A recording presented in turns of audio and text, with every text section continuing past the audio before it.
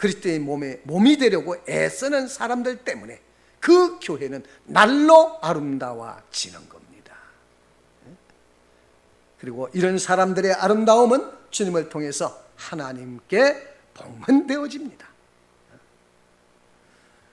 우리 한 사람 한 사람은 하나님의 무한한 사랑과 은혜와 용서와 하늘과 땅의 자원들을 공급하심으로 이 세상을 살아왔습니다. 살아가고 이 사람은 복이 있나니이다. 우리가 주의 집 곧 주의 성전의 아름다움으로 만족하리이다. 참 우리의 교회론이 교회가 무엇인지를 아는 지식이 이와 같다면 얼마나 행복하겠습니까? 주의 집 곧 주의 성전의 아름다움으로 만족하리이다. 지난 시간에 살펴봤습니다.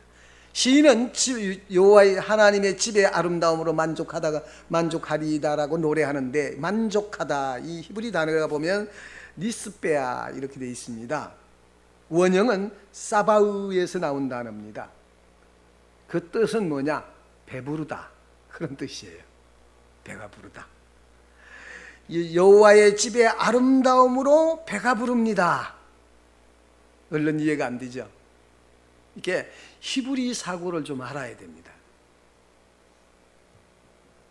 사람들은 흙이 가지만 음식을 대하면서 헛지겁 먹고 배부르면 어때요? 아무리 맛있는 음식도 소용이 없습니다. 마찬가지죠. 성도의 진정한 만족은 여호와의 집의 아름다움으로 말미암아 얻어진다. 더 바랄 것이 없다. 더 먹고 싶은 것이 없는 것처럼 배가 부르면 더 바랄 것이 없다, 그런 뜻이에요. 하나님의 집의 아름다움은 하나님의 아름다움과 이게 연결이 되어 있는데, 하나님께서 택하신 자녀들은 하나님으로 인해 배부른 삶을 산다는 뜻입니다. 그래서 예수님은 산상수훈에서 뭐라 합니까? 심령이 가난한 자는 복이 있나니 마카리오이 복이 있도다. 심령이 가난한 자들이요, 애통하는 자들이요, 의에 줄이고 목마른 자들이요, 복이 있도다. 하나님의 완전한 만족이 오직 예수 그리스도를 통해 몸인 교회 안에 주어지는 이 생명의 원리를 따라서 시인은 주님의 아름다움으로 만족한다고 고백을 합니다. 우리는 본문을 통해서 이 복음의 아름다움의 본질이 무엇인지를 이해해야 됩니다. 이러한 사실들을 모르니까 교회에 오면은 아름다움을 발견하지를 못합니다. 선하심을 발견하지를 못해요. 그래서 저는 본문에서 하나님의 집의 아름다움의 본질이 무엇인가 하는 것을 살펴보는데, 본문에 하나님의 집과 동격으로 뭐가 쓰였냐면은 당신의 왕궁 또는 당신의 거룩한 궁전, 곧 당신의 성전의 아름다움 때문에 우리는 배부릅니다, 그랬어요. 직역을 하면 그렇게 돼요. 그렇다면 먼저 하나님의 집의 아름다움의 본질이 무엇인가? 예수님의 구속사역을 통해서 드러나는, 교회는 예수님의 구속사역을 통해서 드러나는 하나님의 선하심이에요. 옆에 사람 보세요. 하나님의 선하심이 보입니까? 네? 하나님의 선하심이 보여요? 솔직해야지. 보이기는 하는데 감동은 안 되죠. 하나님의 선하심을 보고도 감동 안 되는 마음은 어떤 마음일까요? 그 하나님의, 천하 만물을 지으신 하나님의 선하심이 투사되어 보이는데 감동이 안 돼요. 이거 어떻게 된 거야, 이거? 보고도 못 보는 거지요. 보고도 못 보고. 이렇게 이번 주에 잘 들으세요. 그게 보여져요. 그게 보여져요. 그래서 하나님의 집의 아름다움의 본질은 하나님과 상관없이 살아가는 그런 사람들을 부르셔서 하나님과의 관계를 맺게 하시는 것에서 하나님의 집의 아름다움을 찾아야 합니다. 옆에 사람이 구원받은 이후에 구원받기 전에 어떤 삶을 살다가 이제 구원받아서 자라가는 모습 속에서 하나님의 아름다움이라는 것은 굉장히 많이 있습니다. 한 사람이 지금까지 신앙생활 해오면서, 그렇죠, 당시 하나님의 집이라는 이 성막은 18평 정도밖에 안 됩니다. 18평 정도 되는데 12평은 성소고 6평은 지성소가 있는 이동식 성막인데, 이 집은 하나님이 택한 백성들을 부르시는 구속사역의 아름다움을 보여주고 있어요. 성막 자체가 구속사역의 아름다움을, 하나님 없이 살아가는 처참한 인간들이 그 성전을 통해서 하나님이 살아계신 것과 자기들이 언약 백성이라는 사실을 그 성전에 와서 제사를 드리면서 그것을 확인하게 됩니다. 우리는 예배를 통해서 그 하나님과의 관계를 확인하게 되는 거예요. 또 그들은 하나님께서 택하셔서 가까이 오게 하시고 하나님의 집에서 친밀한 교제를 누리는 특권을 잃어버렸을 때 다시 또 제사를 드려서 용서를 받음으로 하나님 앞에 나올 수 있는 길을 열어주셨습니다. 이렇게 죄를 용서받은 제사의 상징은 모든 인류가 아무리 타락했어도 버리지 아니하시고 하나님께 돌아오게 하시는 하나님의 위대한 사랑을 보여주는 겁니다. 마치 암탉이 제 병아리를 모으는 것처럼 가슴팍에 파고들죠. 그렇게 하셨어요. 멸망을 자초하던 인간들은 스스로 하나님을 거부하고 악을 행합니다. 그러나 하나님의 뜻은 이 모든 사람들이 구원을 얻고 주님께 돌아오는 것을 원하세요. 하나님의 미래의 위대한 구원의 역사를 펼치기 위해서 제일 먼저 이스라엘 백성들을 언약 백성으로 삼으시고 구속하셨던 것은 예고편에 불과하고, 이제 온 인류를 구원하기 위하여 누구를 보냅니까? 당신의 아들을 보내세요. 아들을. 이 구속의 비밀이 열려지기를 바라요. 아들을 보내서 아들을 만들어내십니다.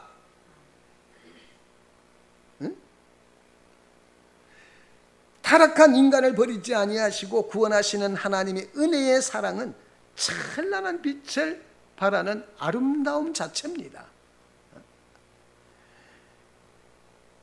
하나님께서 구속의 역사를 펼치는 것이 가장 찬란하고 아름답게 드러나는 것인데, 한편으로는 하나님을 반역하고 악을 행하지만은 또 한편이란 죄인을 찾아오셔서 관계를 맺으시는 것은 하나님이 한없는 아름다움과 선하심이 어떠한 것인가를 보여주는 겁니다. 한 개인을 통해서도. 그래서 하나님께서 친히 인자가 온 것은 의인을 부르러 함이 아니요 오히려 죄인을 불러 회개케 하기 위해 왔노라고 말씀하셨어요.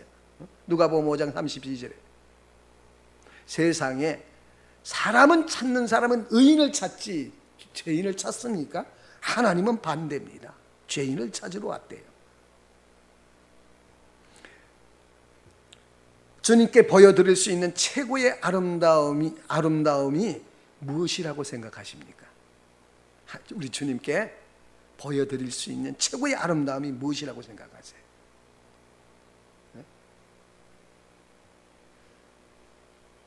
무엇을 어찌해야 하나님이 여러분을 보실 때 그 아름다움에 감동하시겠느냐는 얘기입니다. 인간 존재의 아름다움은 어디에 있어요? 우리의 영혼에 있습니다. 육체에 있는 게 아니에요. 영혼의 아름다움이에요. 그래서 한 인간의 가치는 지위나 소유에 많고 적음, 외모에 있지 않고 하나님 앞에서 그가 가지고 있는 선한 의지의 크기입니다. 선한 의지의 크기예요. 이제 지금까지 그렇게 은혜를 많이 받고도 자라가지 못하고 맨날 그 모양 그 자리에서 빼비작거리던 신앙이 왜 그런지를 알고 이제 이것을 탈피해야 하는, 어떻게 탈피하는가를 이번 주에 설명을 해요.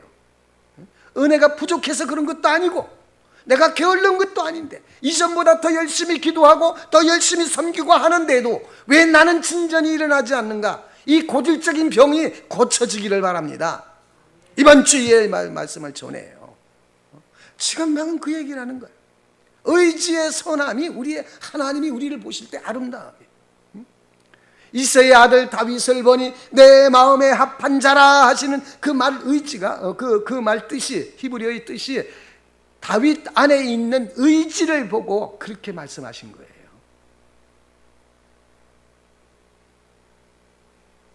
하나님을 향한 선한 뜻을 품고 우리 가슴에 창조의 목적에 어울리는 의지를 많이 가질수록 하나님 앞에 매우 소중한 사람입니다. 왜요? 그에게는 보여주시기만 하면 즉각적으로 순종할 수 있으니까. 순종하니까. 그 사람을 통해서 하나님을 한껏 자기 자신을 보여줄 수 있어요. 어디에? 어두운 세상에 보여줄 수 있습니다. 사람들은 외모로 판단하지만 하나님은 그 사람의 중심을 보세요. 우리 중심에 이렇게 하나님의 선한 의지가, 하나님을 향하여 순종하고자 하는 마음이 이 속에 있기를 축복합니다. 여러분들이 이 세상에 살면서 영혼의 아름다움인 선한 의지가 그 마음에 가득 채우고 그렇게 살아갈 때 하나님이 여러분을 보실 때는 얼마나 소중하며 기뻐하시겠습니까? 인간은 이 세상에 살면서 가장 아름다운 두 번의 순간이 있습니다. 가장 아름다움.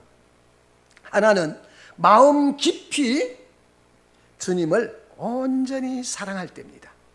온 마음으로 주님을 사랑할 때, 전심으로 사랑할 때, 적어도 내가 알고 이해하는 의식의 한도 안에서 주님만이 나의 전부인 순간이 있다는 겁니다. 그때가 언제입니까? 가장 큰 은혜를 받았을 때입니다. 큰 은혜를 받았을 때, 작은 은혜를 받고도 이것을 크게 소명을 찾아가서 재확인하면서 이 눈덩이처럼 은혜의 능력이 커져서 하나님만으로 만족하나이다 할 때, 이때야말로 하나님 앞에 가장 아름다운 모습이요 선한 순간입니다. 또 하나는 내가 깊이 회개하고 하나님 앞에 깨트려졌을 때, 나 자신을 처벌했을 때, 나도 내가 싫어, 나를 처벌하느라고 외치고 주 하나님께로 충만하게 채워질 때, 이때지요. 이때가 하나님 앞에 가장 선하고 아름다운 순간인데, 다른 모든 것들은, 우리의 신앙의 섬김이라든지 그 외의 모든 것들은 거기에 미치지 못합니다. 선한 것이. 또 여러분이 은혜를 받아서 은혜를 나누고 생명을 나누고 사랑으로 섬기는 것은 하나님이 보시기에 얼마나 아름답고 선하게 보시겠습니까? 만약 여러분들이 어떤 일을 해서 하나님이 기뻐하신다면 그것은 내가 그 일을 해서 기뻐하는 게 아니에요. 잘 들으세요. 내가 그 일을 해서 기뻐하시는 것이 아니라 그 일을 하게 만들어준 내 안에 있는 하나님을 향한 순전한 사랑 때문에 하나님이 기뻐하시는 겁니다. 사랑으로 순종하기 때문에. 그래서 기뻐하는 것이지 그 일 자체 때문에 기뻐하는 것 아니에요. 또 하나님을 대적하며 악을 행하던 사람이 십자가를 통해서 주님을 만났을 때, 주님이 당하신 십자가의 고통을 내가 당해야 할 형별이라는 사실을 깊이 깨닫고 하나님의 사랑을 발견하고 이제껏 주님을 거스리며 살았던 죄악된 자신을 미워할 때, 이것은 하나님께로 돌아간 사람이에요. 그러니 얼마나 기뻐하겠습니까? 탕자가 돌아올 때 양팔 벌리고 그 아버지는 맞이해 주십니다. 무엇도 묻지 않습니다. 그대로를 받아주세요. 그것도 그냥 받아주는 게 아니라 기뻐하면서, 내가 잃었던 나, 죽었던 자를 살려서 찾았다. 잃었던 자를 찾았다고 그랬죠. 근데 이런 일들이 어디에서 가장 많이 이루어지는가? 교회 안에서 이루어집니다. 교회 안에서 이루어지는 겁니다. 개인적인 신앙으로 집에서 혼자 예배드리고 혼자 백날 첫날 믿어도 하나님의 선하심을, 아름다움을 보일 수가 없습니다. 그래서 하나님이 이 교회를 보실 때 정말 아름다운 집이요 하나님이 거하시는 처소라는 것을 날마다 확인하고 찬송이 있는 예배당이 되시기를 주의 이름으로 축복합니다. 우리는 은혜를 받아도 개인적으로 받는 게 아니고, 기도를 해도 개인적으로 기도하는 게 아니고, 또 섬기는 것도 개인적으로 섬기는 게 아닙니다. 공동체적인 기도요 섬김이요 은혜입니다. 우리는 하나인 것입니다. 이것을 알아야 돼요. 하나인 거예요. 하나님의 집의 아름다움은 두 가지 측면이 있습니다. 첫 번째는 구속받은 성도의 내적인 그 아름다움이에요. 교회는 내적으로 그리스도를 통해서 구속받은 성도들의 모임이기 때문에 그것 자체가 하나님이 보시기에 아름다움인 겁니다. 하나님의 자녀들이 다 앉아 있어요. 그것 자체가 아름다운 곳입니다. 구속받은 성도들은 결코 예수 그리스도와 나누어질 수 있어요, 없어요? 나누어질 수가 없습니다. 육체는 나누어져 있지만 영적으로는 모두가 그리스도의 몸에 접붙여져 있는 연합체입니다. 생명의 연합체예요.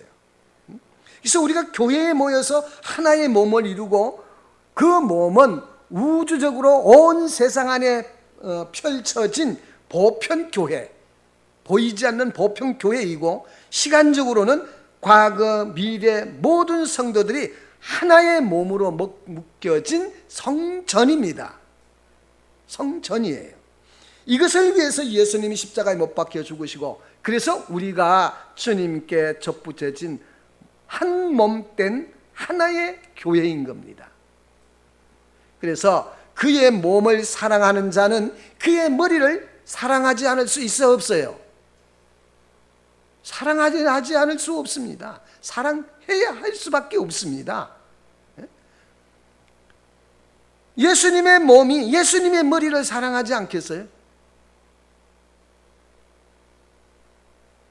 아이들이 어렸을 때는 어딜 갔다 와서 묻습니다.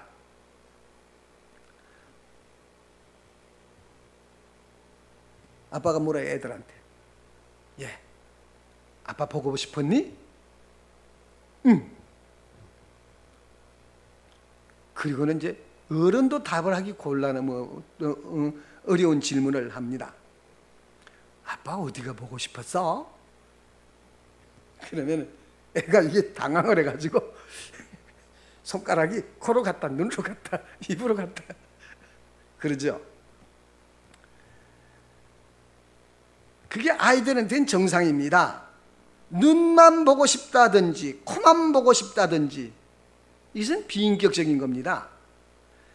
자, 그래서 그리스도는 교회의 머리시고, 교회는 그의 몸인데, 몸 자체가 그리스도의 구속으로 하나의 몸을 이루고 있기 때문에 하나님은 사랑스러울 수밖에 없고, 그 교회를 볼 때에 아름다울 수밖에 없습니다. 모두가.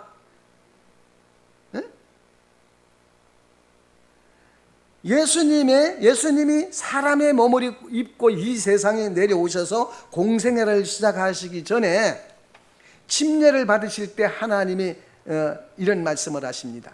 음성이 들려와요. 이는 내 사랑하는 아들이요 내 기뻐하는 자라. 마태복음 3장 17절에 예수님이 하나님의 아들인 것에 대하여 성령으로 인을 쳐주세요.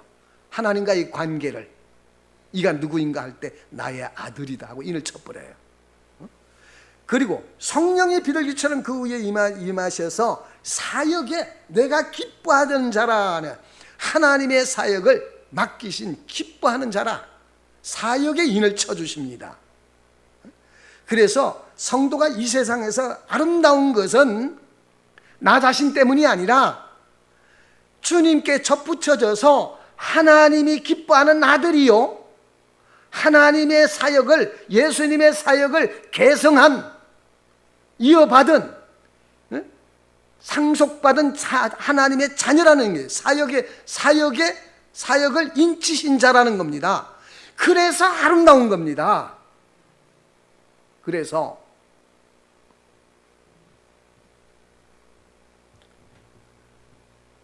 여러분 부분 모델 아세요? 모델도 전신 모델이 아니라 부분 모델도 있어요. 발이 아름다운 사람, 손이 아름다운 사람, 눈이 아름다운 사람, 부분 모델이 있습니다. 키도 이상적으로 크고 얼굴과 몸매가 균형이 있고 아름다우면 모델이 됩니다. 그런데 다른 거는 다 놔두고 다리나 손만 아름다우면, 눈만 아름다우면 이거는 부분 모델이 될 수 있습니다. 어떤 사람이 몸 전체가 너무나 아름답지만은 특별히 눈이 제일 아름답습니다. 그런데 이 눈만 뺏어주면 아름다울 수 있어요, 없어요? 지금 교회를 설명하는 거예요. 눈만 빼서 주면 그 아름다울 수가 있어요, 없어요? 없어요. 그렇게 되면 남아있는 눈, 코, 입, 이목구비가 아무리 수려해도 그 사람은 아름다울 수가 없어요. 눈이 없으면. 눈이 그 자리에, 제자리에 붙어 있어야 다른 것과 함께 어우러져서 전체가 아름다운 거예요. 우리 중엔 신앙이 잘한 사람, 못 잘한 사람 여러 형태를 가지고 있습니다. 그렇다고 하나님이 너는 이뻐하고 너는 싫어하고 이런 게 아니에요. 여 안에 있는 것 자체가 하나님의 보시기에는 소중한 존재들이에요. 더더욱이나 우리가 넘어지고 일어서면 하나님께 있는 문제이지 내게 있는 문제가 아닙니다. 이런 얘기하면 또 게으르도 되는구나. 또 이렇게 망조가 들어가요. 참, 그래서 말을 잘해야 돼. 그 신학적인 또 성경적인 그것을 그대로 설명해 주면 나태해집니다. 차는 공장에서 나올 때 가장 좋은 신차인데 어떤 사람이 대우차에다가 대우 자동차에다가 BMW 마크만 딱 붙이고 다니면 그 사람을 보면 어떻습니까? 참 불쌍해 보입니다. 참 딱해 보여. 무슨 말을 하고 싶은가 하면은 자연산이 제일 좋다. 자연산이. 그러니 여러분도 강남바람 타지 말고 하나님이 만들어 주신 대로 그대로 사십시오. 그게 회복교회에 와 있잖아요. 제자리에 와 있잖아요. 여러분, 하나님의 집이 아름다운 것은 내적으로 한 사람 한 사람이 하나님의 선을 드러내는 증거들이기 때문에, 증인들이기 때문에 아름다운 겁니다. 아름다운 거예요. 찬송가에도 나 같은 죄인 살리신 주 은혜 놀라워 하잖아요. 주 은혜 놀라워. 너 같은 죄인 살리신 주 은혜 놀라워. 이렇게 되면 어떻게 됩니까? 교회 안에서.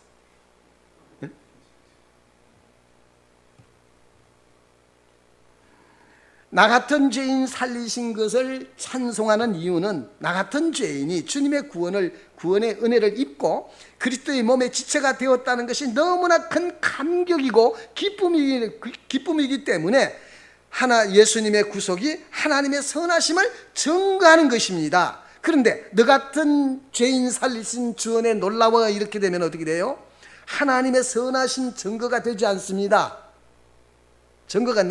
내가 증거가 되지 않아요. 그래서 교회 안에 모든 지체들이 이 찬송을 부르는 것은 하나님의 선하심을 고백하는 겁니다. 선하심을 고백하는 거예요. 그래서 하나님의 자녀들은 너 때문이야가 없어요. 전부 나 때문이야. 그래서 사도 바울이 죄인 중에 내가 괴순이라고 했는데 여기 괴수라는 히브리어 단어가 프로토스라는 단어입니다. 영어로 하면 뭡니까? 펄스티죠.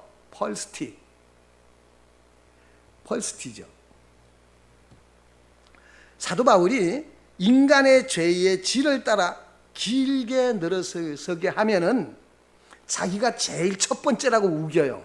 사도 바울은 죄의 질을 따라서 1등, 2등, 3등, 1등부터 쫙 꼴찌까지 쫙 한 줄로 새겨놓고는 그 제일 앞에 있는 게 자기 자신이래요. 그게 뭐라고 하는 것입니까? 죄수 중에, 죄인 중에 괴수라, 제일 우두머리라 그거예요. 그렇다고 사도가 첫 번째라면 나는 차수 아니겠습니까? 응? 그러면 사도 바울보다 의로운 사람입니까? 그거 아니죠. 그거 아니에요. 사도 바울이 이 고백은 절대적인 고백이에요. 누구나 십자가 앞에서 주님이 나를 위해 죽으셨다는 사실을 생각하면 자기가 지은 죄가 절대적으로 보여지고 느껴지는 겁니다.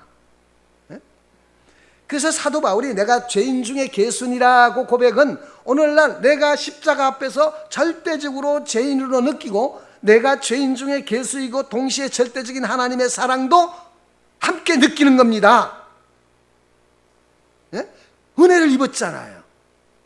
그 큰 죄가 용서받은 그 사랑을 찬양할 수 있게 되는 겁니다. 그래서 주님이 참 사랑을 받은 사람은 다른 사람이 주님의 사랑을 받을 때 시기할 수가 없어요. 시기가 나오지를 않습니다. 하나님의 사랑을 받는 자에 대해서. 오히려 내가 받은 이런 사랑을 다른 사람이 받지 못할 때 가슴이 아파오는 겁니다. 받지 못할 때. 왜 그러냐? 교통적인 사랑이기 때문에 그래요. 그래서 괴수와 같은 사람이 넘치는 은혜와 사랑을 받았다고 고백하는 것은 각자가 하나님의 선하심을 증거를 보여주고 있는 겁니다. 죄가 많은 나를 보십시오. 응? 나 같은 죄인도 용서받았는데 이것이 우리의 고백입니다. 모두의 고백입니다. 그래서 교회는 내적으로 이런 사람이 모였으니까 사람들이 선한 사람이 아니라 죄인을 구원하신 하나님이 선하심이 그 사람을 통해서 나타나기 때문에 그런 사람들이 함께 모여 연합을 이루는 이 교회가 하나님 앞에 아름답지 않을 수가 없는 겁니다. 아름답지 않을 수가 없는 거예요. 더욱이 성도 자신이 선하신 하나님을 향한 영혼이기 때문에 한 사람 한 사람이 하나님을 사랑하는 정도가 각기 다르지만은 그러나 거듭난 예수의 몸에 접붙여진 모든 사람들은 비교할 수 없는 월등한 선한 지향성을 가지고 있어요. 선하고 싶은 겁니다. 어쨌건 선하고 싶은 거예요. 왜요? 하나님 계시니까.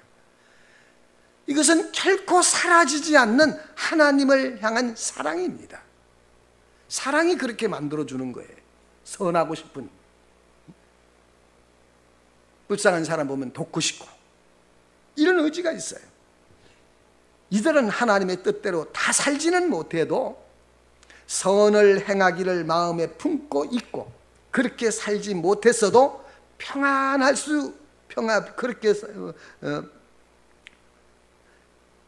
그렇게 살지 못할 때 평안할 수가 없는 그런 정신의 구조를 가지고 있습니다. 이게 내가 만들어낸 겁니까? 내가 만들어낸 거야? 나는 그런 거 만들 줄 몰라요. 하나님이 성령님이 만들어 주신 거예요. 이 점에서 성도들은 선이신 하나님을 향하는 영혼이 있기 때문에 이들이 모인 교회는 하나님이 보실 때 참으로 아름다운 겁니다. 이 교회에 하나님 계신 건 맞아? 참 답답하죠. 하나님 계신 거 맞아요? 틀려요? 모르겠어요?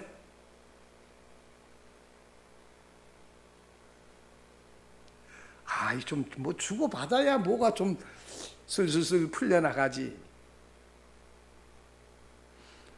외적으로 그리스도 예수 안에서 접붙여진 한 몸을 이루는 교회는 이 세상에 예수 그리스도를 보여주는 모임이기 때문에 아름다운 것입니다.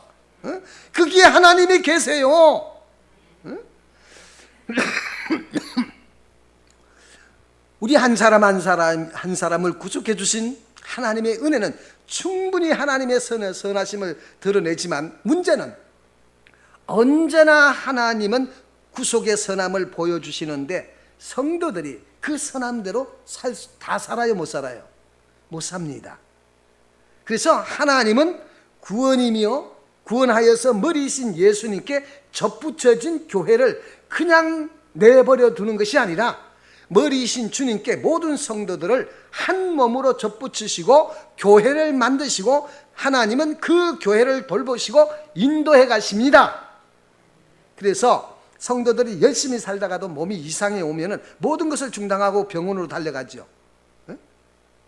마찬가지로 하나님도 똑같아요. 하나님도 자신의 아들의 신부인 교회를 아들과 한 몸을 이루게 하신 후에 인도하시고 돌보시고 아프면 고쳐주시고 그렇게 하시는 겁니다. 그래서 성도들은 하나님이 기뻐하시는 선을 행하되 교회의 모임을 통해서 하나님이 알지 못하는 많은 사람들에게 선이 무엇인지를 보여줍니다. 이 섬김을 통해서. 이것이 바로 외적으로 그리스도를 통해서 하나님의 아름다움인 구속을 보여주는 것이 전도입니다. 그게 전도예요. 보다 구체적으로 한편으로는 진정으로 선한 삶이 무엇인가를 사람들에게 보여주고 또 다른 한편으로는 보다 더 밝고 찬란한 아름다움은 성도들이 그런 선한 행실로 복음을 전해서 다른 사람들이 예수님의 몸에 접붙여질 때 교회의 회원들을 통해서 드러나는 인간을 구속하시는 하나님의 사랑의 크기와 깊이와 넓이가 얼마나 아름다운지를 보여주는 겁니다.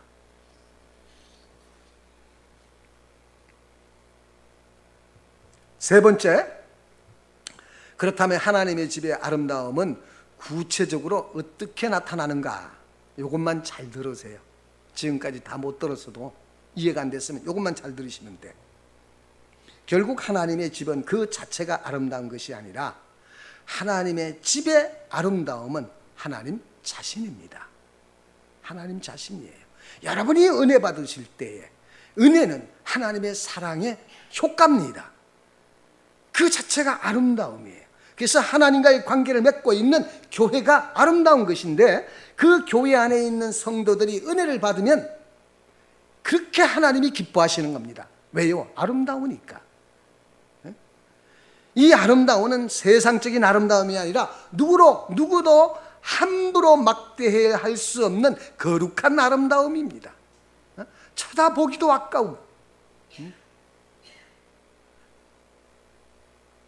왜냐하면 거룩한 하나님이 그 사람 안에 계시기 때문이죠. 물론 할머니 권사님, 할아버지 장로님이 아름답다고 해서 얼굴이 청년처럼 변하는 것은 아닙니다. 말로는 10년, 20년 젊어 보입니다 하지 말하지만은 뭐 말하는데 돈 듭니까? 그래도 그래야 듣기 좋잖아요. 하나님의 집의 아름다움은 그런 게 아니에요. 근본적으로 하나님 자신의 아름다움이지만은 이 아름다움이 집중적으로 투사된 교회의 존재 자체는 하나님 자신의 아름다움을 보여주고 있는 겁니다. 마치 청계천에서 빛의 축제를 할 때 찬란한 빛의 광년이 펼쳐지는데 이 아름다움은 수십만 개의 전구에 보내진 하나의 전기로부터 나오는 법입니다. 마찬가지예요. 하나님의 아름다움이 각 교회에 투사되어 교회는 하나님의 아름다운 빛을 있는 그 자리에서 발하고 있습니다. 빛을 비추고 있어요. 그래서 교회가 아름답다는 것은 개별적으로 지역의 각 교회가 아름답게 나타나지만 우주 전체에 분포되어 있는 보편교회, 하나의 교회, 모든 시대와 모든 장소를 망라해서 그리스도의 몸에 접붙여진 교회의 아름다움은 찬란한 겁니다. 그래서 이 아름다움이 각 교회에 반영이 돼서 그 교회의 비전이 되고, 그래서 교회는 자기들만을 위해 사는 것이 아니라 오히려 자기들에게 있는 것을 없는 곳에 나누어 주는 것이 아름다움이고, 하나님이 자신에게 맡기신 자원들을 다른 교회에 흘러보내서 평등케 하는 것도 아름다움이고, 같이 빛을 발해야 되니까 자신들이 이 교회에서 깨달은 진리들을 어둠 가운데 있는 교회에다 나누어 주는 것이 집회고, 집회할 때의 아름다움이에요. 부족해서 찌그러진 교회의 모습을 펼침으로 보이지 않는 그리스도의 몸인 교회 전체가 아름다움을 공유하게 되는 겁니다. 우리의 삶 자체가 아름다운 자체인 겁니다. 다방면에서. 그래서 근원적으로 교회의 아름다움은 하나님의 아름다움이지만은 파생적으로는 교회 안에 이루어지는 작용의 아름다움들입니다. 우리 마음에 있는 선한 의지가 밖으로 표출되었을 때에 나타나는 아름다움들이에요. 그럼 구체적으로 보십시다. 교회 제도의 아름다움을 아세요? 설명을 해보겠습니다. 교회 안에 많은 제도들이 있습니다. 나는 이 말씀을 준비하면서 기가 막히다고 그랬어요. 어쩌면 하나님이 이렇게 배려하셨는가. 제도의 아름다움을 생각해 보지를 못했어요. 우선 교회 안에 있는 어떤 사람이 그리스도인이 되는가? 교회 안에 어떤 사람이 그리스도인이 되는가? 그리스도인은 이렇게 어떻게 살아야 되는가? 라는 교리적인 제도가 있습니다. 그렇죠? 하나님의 자녀는 어떻게 살아야 되는가 교리가 있어요, 없어요? 그게 제도예요. 교리적인 제도가 있고, 또 교회 안에 목사와 집사와 교사와 성도로 구분되는 질서의 제도가 있어요. 또 그들 각자가 주님의 부르심을 따라서 그리스도의 몸인 교회에 봉사하고, 그들의 봉사를 통해서 교회는 세상을 섬기며 결국 세상이 그리스도를 위해 섬기도록 만들어주는 제도의 목적이 있습니다. 하나님이 다스리는 나라를 만들어가는 거죠. 이런 제도 자체가 아주 아름다움들이 내포되어 있습니다. 누가 거기에 그 제도를 시행함에 있어서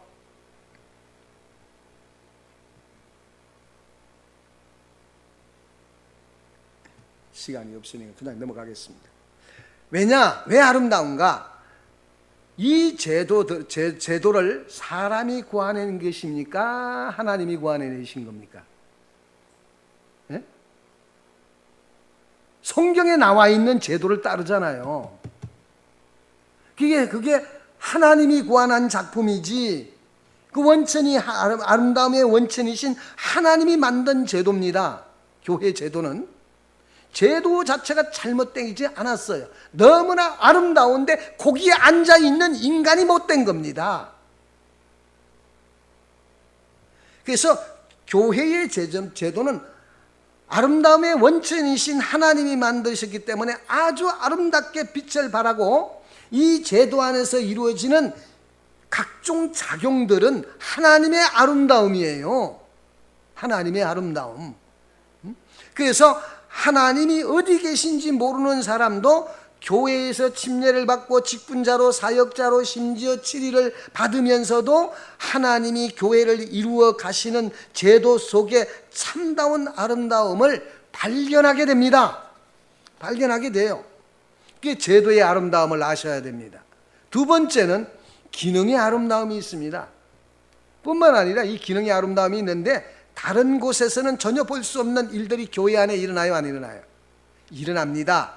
어디에서도 경험할 수 없었던 일이 하나님과의 관계 속에서 일어나요. 세상에서는 누구도 용서해 주지 못할 끔찍한 죄악을 하나님 앞에서 용서를 받고, 하나님은 힘을 잃어버린 사람들에게 은혜를 공급해 주셔서 선한 일을 행할 수 있는 힘을 주시고, 원수를 사랑할 수 있는 능력을 공급하셔서 더욱 하나님의 말씀을 실현할 수 있는 능력을 주셔서 참다운 진리의 아름다움들을 맛보게 합니다. 용서할 수 없는 죄인을 용서해 주는 아름다움, 그게 내가 실력이 있어서 그러는 겁니까? 하나님의 덕분이죠. 그 모든 게 그렇습니다. 때로는 더 이상 내 인생을 끝이 났고 희망이 없다고 생각했지만 하나님은 내가 상상도 하지 못하는 방법으로 이끄셔서 절망의 계곡을 날아오르도록 해주는 것이 하나님의 은혜입니다. 이게 하나님의 아름다움이에요. 그래서 어디서든지 기도하면 하나님은 내 기도를 들으시지만 교회에 와서 하나님의 선하심과 나 같은 죄인을 구원하신 은혜를 찬송하며 드리는 기도는 매우 특별하다는 사실을 기억해야 됩니다. 하나님의 사람 조지 위필드가 주님을 향한 사랑이 식을 때마다 자기가 회심한 교회를 찾아가 그 예전에 앉았던 그 의자에다가 입을 맞추고 기도한다는 얘기는 아주 널리 알려진 이야기입니다. 몇 주 전에도 얘기했죠. 그런데 여러분은 몇십 년씩 주님을 믿고 교회를 섬겼는데 입 맞출 의자는 있습니까? 내가 앉은 이 자리에서 하나님을 만났고 내 삶의 전환을 이루었고 그 고질적인 죄악이 평생은 지금까지 나를 괴롭혔는데 이것이 끊어지고 찬란한 빛으로 하나님의 아름다움을 찬송하며 그 이름을 불렀던 그 자리에서 내가 그 이름을 불렀는데 그런 자리가 있느냐고요. 세 번째는 아름다움이 지체들과의 관계적 아름다움입니다. 지체들과의 관계적 아름다움. 교회 안에 지체들과의 관계 속에서 아름다움이 있어요. 세상이라면 당장 법정으로 달려가서 고발을 하고 감옥에 쳐넣은 인간이지만 하나님께서 자기를 용서해 준 사랑 때문에 그를 용서할 수밖에 없는, 용서해 줘. 자기의 큰 악을 행했기 때문에 평생을 원수로 살아갈 수밖에 없는 사람을 불쌍히 여기고 오히려 품어주고 위로해 줍니다. 위로해 줘.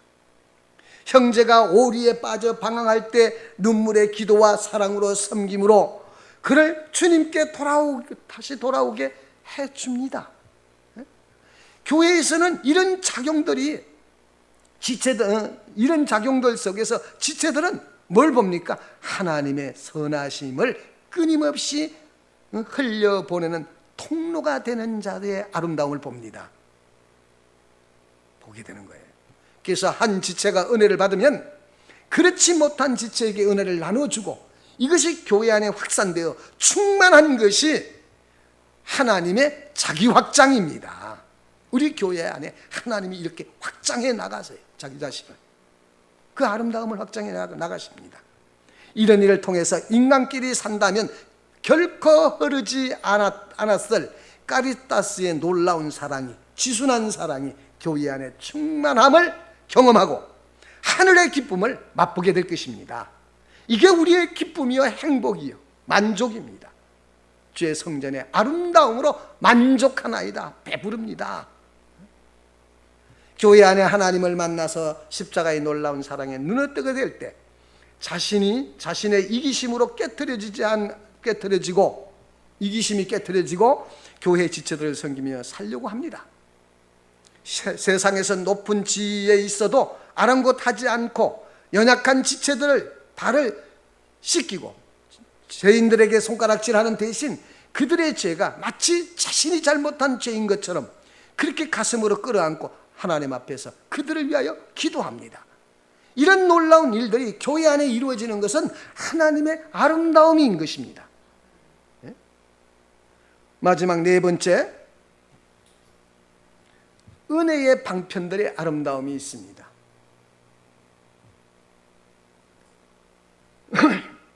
벌레 같은 죄인을 하나님이 구원하셔서 하나님의 자녀로 만들어 주셨습니다.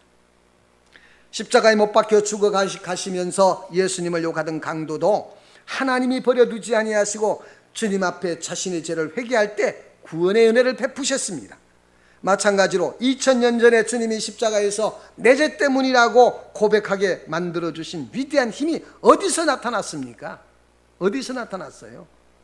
그들이 무엇을 통해 하나님의 아름다움을 알게 되었고 교만하던 자신이 얼마나 추루하고 더러운 죄인인가를 알게 된 것이 무엇을 통했습니까? 모두가 하나님의 은혜의 방편들 때문입니다. 무지하기 이를 데 없는 인간이 진리의 말씀을 접할 때 그는 하나님의 밝은 빛을 보게 되었고 자기가 죄인이라는 사실을 깨닫고 하나님만이 진리의 주인이시며 하나님만이 선하신 분이라는 사실을 깨달았습니다. 하나님이 진리가 이처럼 아름답고 하나님의 말씀이 이처럼 달콤한 줄을 몰랐는데 주님이 그 진리에 대하여 깨달도록 만들어주시고 하나님은 그 진리의 말씀을 교회에 위탁하셨고 교회는 그 진리의 말씀을 통해서 아름답게 되어져 가는 겁니다. 그래서 교회는 눈을 뜨는 곳입니다.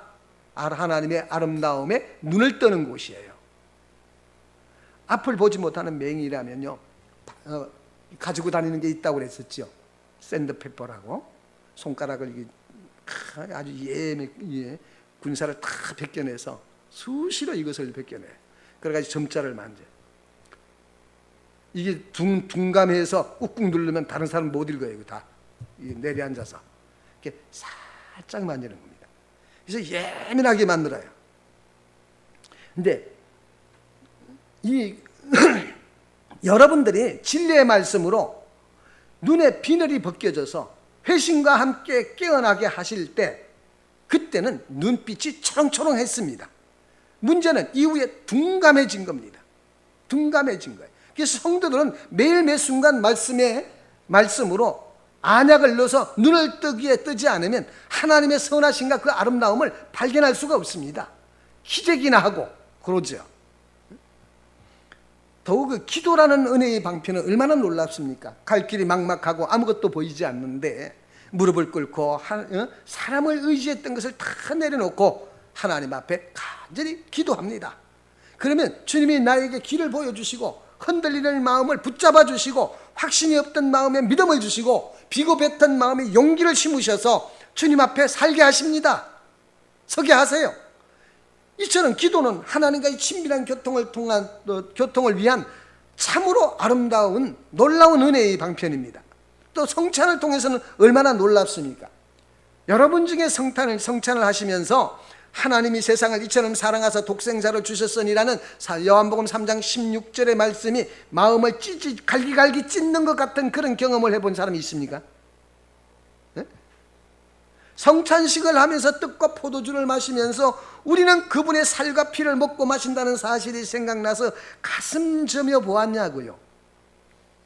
한 교회의 영적인 상태는 성찬식 때 드러납니다. 성찬식을 어떤 태도와 자세로 대하며 거기에 임한 성령의 은혜를 보고 그 교회를 판단할 수 있어요.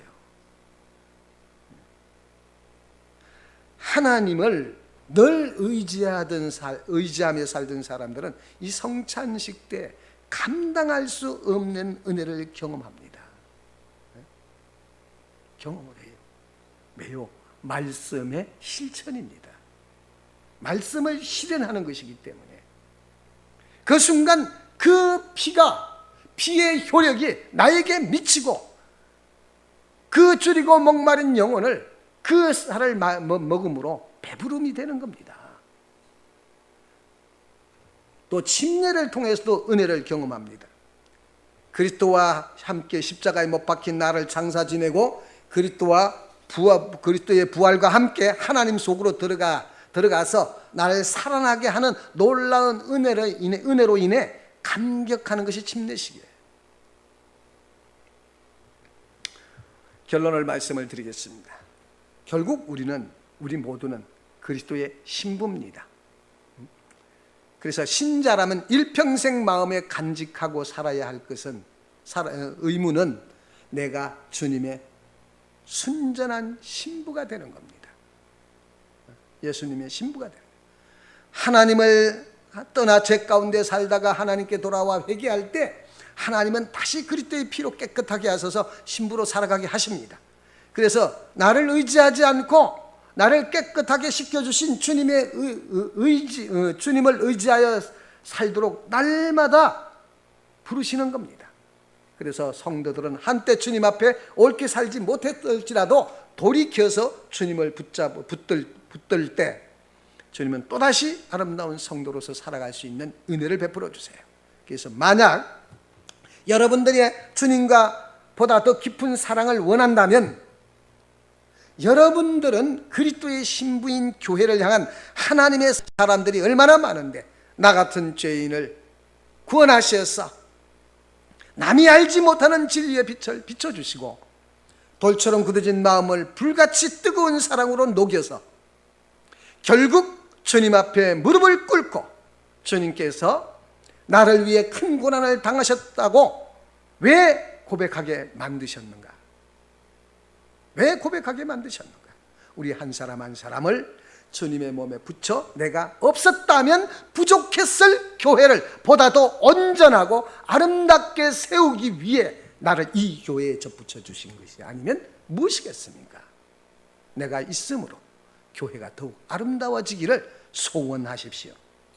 그리고 이 자리에 있는 여러분은 이전보다 더욱 주님을 알고 사랑하기를 힘쓰며 이 교회에서 부어주시는, 이 교회에 부어주시는 하나님의 은혜로 더욱 견고하게 세워져서 참다운 하나님의 사람으로 생을 마감할 수 있기를 주의 이름으로 축복합니다. 기도하겠습니다. 살아계신 아버지 하나님 감사합니다. 우리가 무엇이가